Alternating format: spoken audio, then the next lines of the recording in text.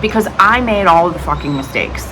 I made all the life mistakes, so you don't have to. Welcome and welcome back to the channel. Welcome to the Hope Chase. Welcome to the shit show. Who the hell am I? I'm Angie, and I was a junkie for almost 20 straight years of my life, from the age of 23 to 40, and made all the bad decisions, suffered all the consequences, and burned my entire life to the ground. I have a 10+ page criminal record. I've been in and out of jails, detoxes, hospitals, changed my life around at 40. Now I'm 45. This is my puppy child, India. My chapstick, motherfucker, I always forget something. Chapstick and emotional support napkin on hand at all fucking times. Okay? Okay. And you don't necessarily have to be in addiction. You don't have to burn your entire life to the ground to learn what I know now. Like and subscribe.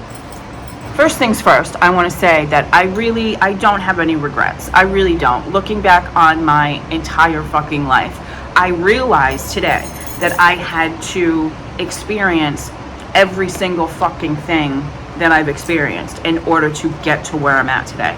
Unfortunately, that meant self-destructing. Unfortunately, that meant losing absolutely everything, including my family. So these are some things, 9 specific things, maybe more, who the fuck knows, that looking back on my life, I kind of wish I knew a little bit sooner. I'm the person that I was in my 20s. I thought I knew it all. I was so fucking wrong. Ignorance is fucking bliss, man. Let me tell you. Maybe I can save you a little time. Maybe you can learn from the mistakes that I've made, because trust me, I've made plenty. So let's get into it. This would not be a proper video of things I wish I knew 20 years ago, now that I'm in my 40s, if we didn't talk about partying, socializing, the bar scene. Now, me being a former addict, honestly, I never really experienced much of it in my early 20s. Back then, I didn't care much about drinking or partying for most of the time. However, when the drugs kind of took over, when Coke started being like a thing and it became more fun, I tried Coke for the first time, I think it was 19 or something around there. And it completely kind of changed everything. I turned into a party animal. Drinking was never an issue for me. But as soon as I did Coke, it's all I wanted to fucking do. And now that I see all over the place how normalized it's become, it's actually wild to witness. Nobody ever talked about Coke back then. It wasn't as bad as heroin, but it definitely wasn't talked about like it is today. It was normalized within the small groups of people that did it and did it together. That's why it was a party drug, right? So when it comes to partying and drinking and the bar scene and socializing and going out all the time, I want to tell you, you're not fucking missing out on anything. FOMO is not fucking real, okay? You're not missing out if you don't party with your friends. You're not missing out on anything if you stay home. You're not missing out on fucking anything. Trust and believe. When I was in my early 20s going through that partying all the time, out every night, up all fucking night, when I was in college, or if I was away from my friends, or if people were going out and I couldn't, back then I had FOMO. Back then I wanted to be included. Back then I thought that if I stayed home and didn't participate, I was missing out on something. But the reality is, you're not fucking missing out on a damn thing. The only thing you're probably missing out on is spending a lot of money that you don't fucking have on a lot of people that you don't even really know, doing a lot of freaking shit that you don't even like to do anyways, spending money on crappy booze and shitty drugs. I mean, that's literally, it's nothing. You ain't missing out. There's one question that I ask myself today that could have helped me so much 20 years ago now, looking back, and that question is, what are you getting out of it? If there's anything that you're, I don't know if I should set a boundary with this relationship, or you feel like you're missing out on something, or you feel like you should be doing something else, or you should be involved in this, ask yourself, what are you getting out of it? And when it comes to partying and hanging around with people who probably aren't your friends, I can guarantee you're not getting anything positive out of it. You're getting shitty sleep, probably none at all. You're getting a bad hangover. That's a question that I've learned to ask myself even today when it comes to setting boundaries or engaging in things that actually benefit me. Today, I realize and I know to do things that I actually benefit from, and I walk away from the things that don't. The second thing is insecurities. They don't matter. None of it matters. What I've realized today is that the only person that was judging me throughout all those years was myself. Nobody gives a shit. Nobody gave a shit what I was doing. Nobody cares. The fear, the insecurities, the anxiety is not fucking real. And in order to get through it, we have to walk through it and do the thing anyways. Whatever you're feeling insecure about, do it anyways. If you're feeling insecure about your appearance or about, taking a risk or doing anything, do it anyways. Fear is not real. It's a thought in your brain. Our brains are designed specifically to keep us safe. Anything that's different or unknown, anything that changed, any change in a routine or any kind of little change in anything, our brain will resist. Just based on how we're built, how our brain works. Our brain is designed to keep us in balance, in a constant state of homeostasis and balance. And if there's a little tinge of difference, our brain will try to resist it. So any kind of anxiety or fear that you have over doing anything isn't real. It's just your brain trying to protect you. 100% of the time, when you do walk through it, you will find out that it's not as bad as you thought it was going to be. 99.9999999% of the time, we complicate everything. And we build it up in our heads and we make fear and anxiety and all these things so important when in reality, they're not. They don't fucking matter. Just do it. Just do the thing. The third thing is validation. The only validation that matters is from ourselves. Outside validation it doesn't fucking matter. It doesn't matter. I used to spend so much fucking time trying to make myself look presentable, normal, trying to fool everyone on the outside and mostly myself into thinking that everything was okay and that things weren't fucking destructing around me and my life wasn't blowing up into a million pieces and I wasn't slowly killing myself. I don't know if I can say that on YouTube. The validation I was seeking wasn't from anybody else on the outside. It was from myself, spending hours making myself look perfect. My perfectionism is real. I'm not gonna lie.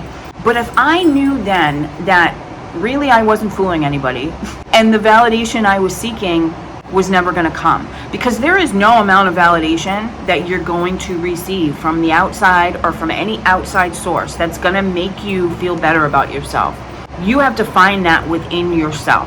You have to learn how to validate and self-soothe in healthy ways. I had to learn that the only thing that fucking matters is how I feel about myself. And the better I feel about myself, the better I present myself to the world. The more I love myself and feel good about myself from the inside, the better I move on the outside. I have more confidence. I look better. I feel better. There is no validation from any outside source that's going to make you feel better about yourself. Period. The fourth one I'm talking about today, and this is in no order of importance because this probably should have been first if we were going by order of importance, but we're not. The fourth thing I'm going to talk about is health. I know this is cliche, and literally I think everybody who's over the age of 40 fucking says this. And I get it. You're probably watching this going, Ange, my life, I'm not burning my life to the ground. Like, your case is kind of an extreme case, but that's the whole point, right? When I was in my early 20s, I thought I took good care of myself. I made sure the outside was looking okay so that I could try to fool people into thinking I was taking good care of myself. But once I got lost in the chase of addiction and being miserable, any and every kind of self-care went completely out the window. My health was a fucking mess. I contracted Hep C when I was in my mid-20s, didn't fucking care at all. I never went to the doctor. My body was constantly covered in infections from using needles. If you know my story and have seen my videos, then you know that my whole body is covered in extreme scarring. I still have bruising, permanent bruising that hasn't gone anywhere in fucking 5+ years. I would wait weeks, sometimes months, to go see a doctor for life-threatening fucking infections. I have almost lost 3 limbs due to my addiction, and my lack of self-care. I didn't care about my health. I didn't fucking care. I destroyed my body. I never took care of myself. I lived off of literally just like 2 bags of gummy bears a day and coffee. Coffee and candy was my diet for nearly 20 years of my life. Occasionally I get like a burger or some pizza, but I love the crunchy shit, man. I have always loved organic, healthy, crunchy food. My mom had celiac disease, and so we were constantly going to different health food stores and searching for things that she could eat and trying new things, and I love that stuff, right? But when my addiction took over and I couldn't even afford to eat, I was stealing food from grocery stores. I was living on Little Debbie snacks and candy and coffee. That's it. So now that I actually can buy food, I love going grocery shopping and buying healthy food and getting the different fruits and trying new things. I fucking love it. Because now that I'm 45, like literally my energy depends on what I eat. If somebody, there's a meme out there and it's so fucking true. Like it literally is so true. I never knew that adulting meant thinking about fucking protein so often. Like literally I think about protein all day long. Am I gonna get enough protein today? What am I gonna eat for dinner? How am I gonna get the most fucking protein? Because literally food is our fuel, okay? And I didn't care about it for so fucking long. I didn't care. My energy levels are zapped. Now that I'm getting older and perimenopause is starting, and I eat very fucking healthy. Let me tell you, I can feel it when I don't eat fucking healthy, or if I eat too much sugar, or if I don't eat enough protein. I never knew. I never realized how important this shit is. I never listened to anybody else because, again, I thought I knew everything. The next thing I wish I knew 25 years ago, I am not that important. You are not that important. Whatever you're going through is not the worst thing in the fucking world. It might feel that way, of course, to you. Of course, it's your life. But literally, I thought that what I was going through was like the worst thing in the entire fucking world. And if people only knew, I used to get mad. Like, why isn't anybody offering to help me? Newsflash, the world doesn't revolve around you. The world doesn't revolve around me, ever. Everyone has their own shit that they're going through. Everyone who's going through something thinks that they're going through the worst thing in the fucking world. That's just the way it is. Life isn't just about you. Shocker, I know. It took me 25 years to realize that the true importance is the way we move through life. The true importance is how we treat others. The true importance is building a connection outside of yourself. It helped me beyond, like, I can't even describe how much it helped for me to gain a connection with something outside of myself.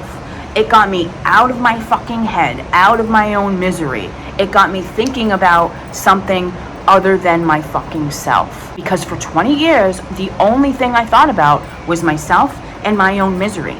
And I was stuck in the negativity, in the cycle, in the vicious cycle of thinking that I was so important. Poor me, feeling sorry for myself. Self-pity gets you fucking nowhere. Listen, if everybody could adopt a fucking dog or something, take care of something outside of yourself. If you can. I mean, seriously, life fucking changing, life saving. It really is about the bigger picture.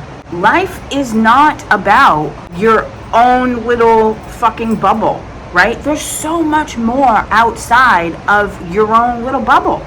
There's so much more out there, I fucking promise. Which brings me to my next thing. What number are we at? 6? I don't fucking know. Fucking gratitude. Hands down, hands down, hands the fuck down. The fastest way to happiness is by really practicing gratitude. Real gratitude, where you make an effort every single day to acknowledge what you're grateful for, why you're grateful for it, what you have today. Stop focusing on what you don't have. I used to hear people talking about gratitude all the time, and I always thought that I didn't have the ability to feel gratitude. I had so much that I was never fucking grateful for. I never showed gratitude for the support I had. My dad literally took care of me, took fucking care of me, picked me up when I fell. He was my safety net, my only support system. He went to all my court dates, bailed me out of jail. Yes, of course, he was my biggest enabler. It was the only thing he knew how to do, was to, that's how he showed his support. And I never felt gratitude for it. I mean, of course I was thankful, but when it comes to like actually being grateful, I didn't know how to be grateful. Gratitude is a skill, right? I used to hear people talking about it, like I said, and think that I was somehow broken. Like, what is wrong with me? I don't feel gratitude. I had nice cars, I had a roof over my head, I had things. I had lots of I had things, right? And I was never grateful for any of it. I was entitled. I thought I was owed something. Newsflash, nobody fucking owes you a damn thing. It's like, I was such a bitch. I was so entitled, as if the world owed me something. I used to think people were lying when they would talk about being grateful. Be like, yeah, okay. I thought it was just a word. I didn't fully understand or realize that gratitude is actually like a feeling until I started really working on myself and prioritizing, trying to change my life around and change my story. Gratitude is a skill that needs to be practiced, and once you practice it and gain true gratitude, you'll never want to go back. You will never. It is the best medicine. Gratitude is the best fucking medicine. And the sooner you understand this and practice it and use it in your life, I promise you, the fucking happier you'll be. I mean, I've managed to find gratitude with nothing after losing everything. No money, no financial stability, no things. And I could not be more fucking grateful. Back when I had all the things, I was never fucking grateful. If there's anything I've learned when it comes to gratitude, circumstances don't matter. They never fucking matter. If I was able to find gratitude with nothing, believe me when I say, there's always something to be grateful for. Which brings me to my next point, which is family. This is a tough one for me. 20 years ago, if I had realized, or if I had known that I was going to lose both my parents at 39, at 40 years old, and without having them see me get my shit together, if I had known that the only version of me that my parents were going to see for the last 20 years of their living lives was going to be the junkie version of me, if I knew that, I don't know, maybe I would have tried to change sooner. But again, I understand that everything had to happen the way it happened in my life. And to be honest, the way I look at it now is that I obviously had to lose both of my parents. They both died within 3 months of each other at the end of 2019.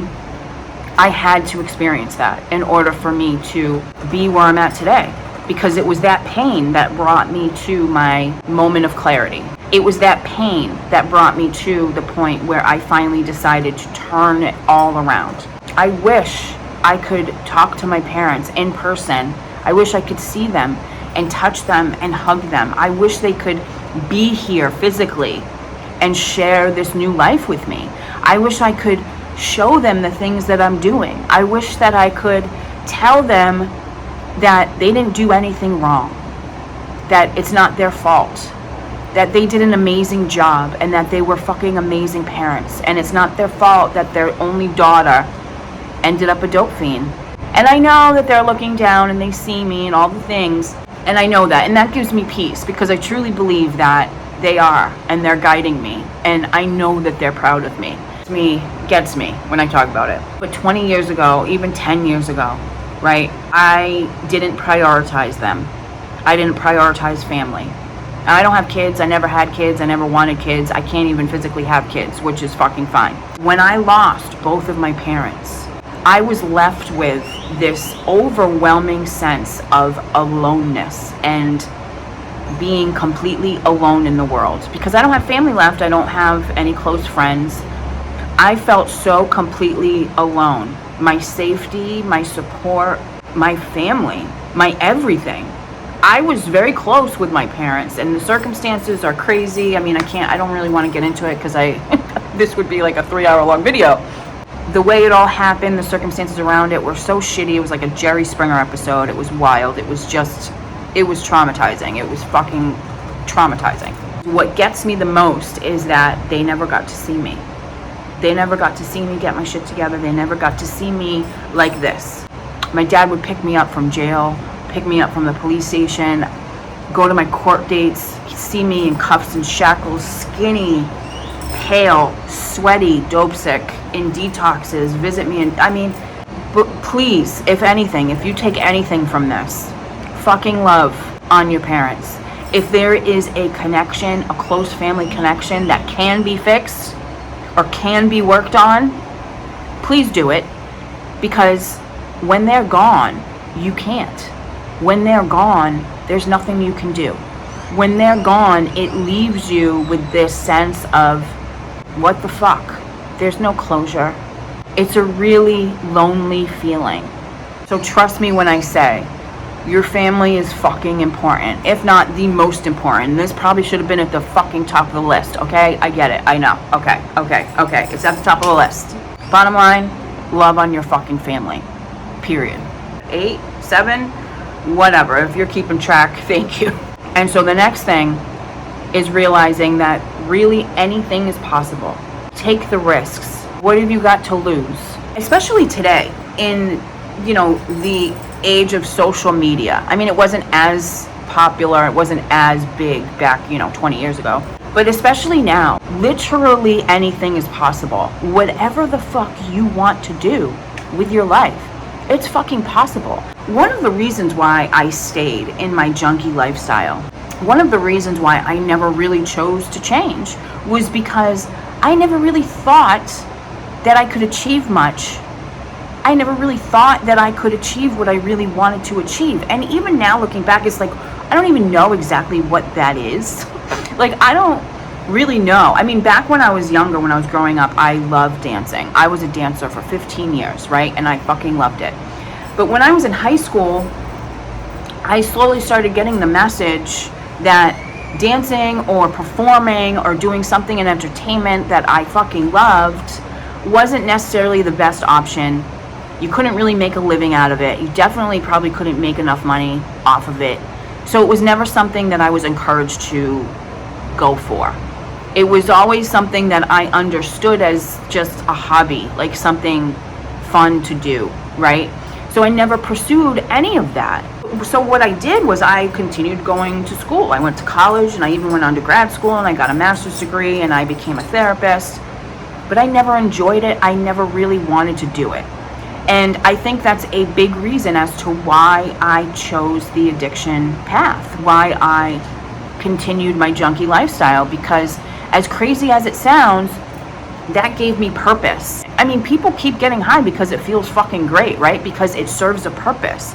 It served a purpose for me until it didn't, right? Unfortunately, it took 20 years for that, to end. But now that I'm 45 and I know this, I know that anything is possible, because I've managed to change my whole fucking story, which felt impossible. So now that I know that impossible is just something that we, cook up in our own fear-mongered brains. I don't even know if that's a word. But we are taught, essentially, to do what's most, monetarily lucrative, or what we can gain the quickest success. But the truth is, do what you love to do. Do what you want. It's fucking possible.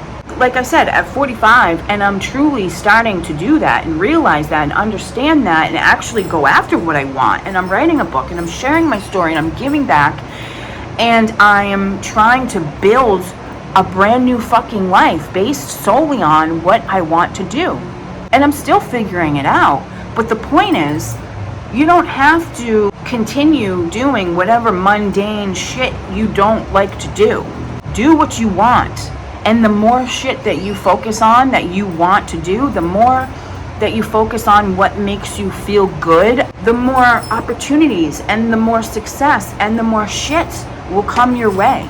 Please, take the risks, do the things. You've got nothing to fucking lose. And so what? If it doesn't work out, so the fuck what? Try something else.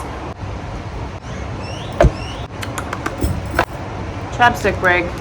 Yeah. So the last thing that I'm going to talk about today, that I wish I knew in my 20s, 25 years ago, before burning my entire fucking life to the ground is that you're an idiot. I was an idiot. I thought I knew everything. Nobody could tell me nothing. Nobody could fucking tell me anything. Meanwhile, I was literally self-destructing. I thought I knew it all while at the same time knowing absolutely fucking nothing. I had the biggest ego and the lowest self-esteem at the same time, which can be dangerous. Nobody could tell me shit. I knew what I was doing. I could do everything on my own. I didn't need fucking help. I didn't need any advice. I didn't need anybody to tell me what was going to help or what was going to do anything. Listen, I had it all figured out. I had it all figured out so much that I literally ruined everything. I was a fucking idiot. In your early 20s, or even just your 20s in general, you're a fucking idiot too. I'm sorry to tell you, I hate to break it to you, but you're a fucking idiot. Entitlement, arrogance, ego, confidence. Those are all two entirely different things. Most people in their 20s are arrogant, right? And I hate to break it to you, but we see right through you. I see right through your arrogance, and I know it's just based in fear. Confidence, real confidence, is built by keeping promises to yourself. If you want to do something that you're scared to do, do it. I promise that you'll feel better about yourself.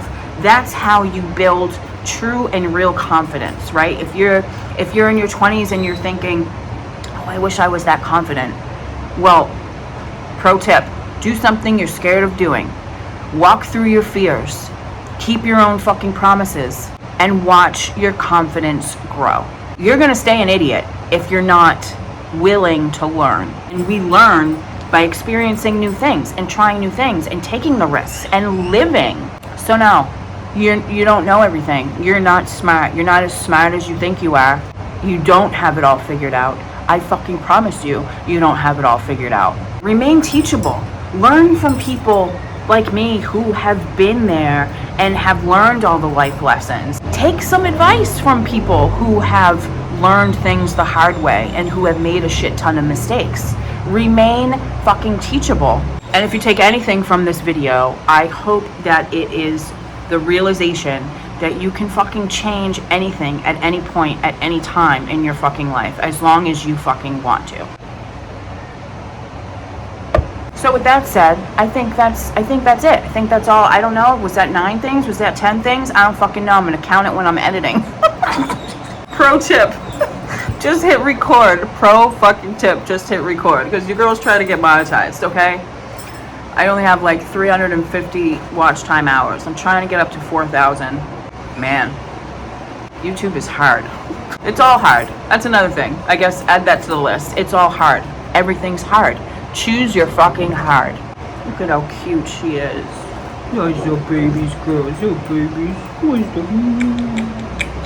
She's kind of acting weird today. She's like up my ass. I mean, she's always up my ass. Well, you know what I mean. She's always like so close right next to me, but she was like literally following me everywhere and sitting at my feet. I wonder if she's got a tummy ache. Usually when she's sick, or not sick, but usually when she's got tummy aches, she wants to like sit on top of me and be with mom all the time. I love you. She's fucking saved my life in so many ways. Alright, I'm gonna shut up now. Thank you so much for watching. I'll see you in the next video. I hope you fucking learned something. I really do. I really fucking do. Actually, you know what? Put in the comments what your favorite thing is. Because, or maybe something resonated with you. I want to know. Maybe you'll put into practice, or maybe I said something that you never thought of before. I don't fucking know. But please let me know. I love to hear from you. So with that, me and India say, have a fantastic day. Stay grateful. I'll see you next time. Like and subscribe. Like and subscribe. Mommy's trying to get monetized so she can start to make money and get the fuck off this island. Mommy needs to make money. Mommy needs an income. I'm gonna shut up. Bye. I feel like I look like shit today. I didn't sleep very well last night and I'm so fucking puffy. One thing about getting older, anybody out there? my first of all, emotional support napkin, always. and my puffiness is just, I fucking hate it. I fucking hate it. If any ladies have any tips out there for what the fuck I can do with the puffiness, like for real. I've tried Preparation H. Yes, I've tried Preparation H. I've tried the red light thing, fucking all the things. I feel like I've tried all the things.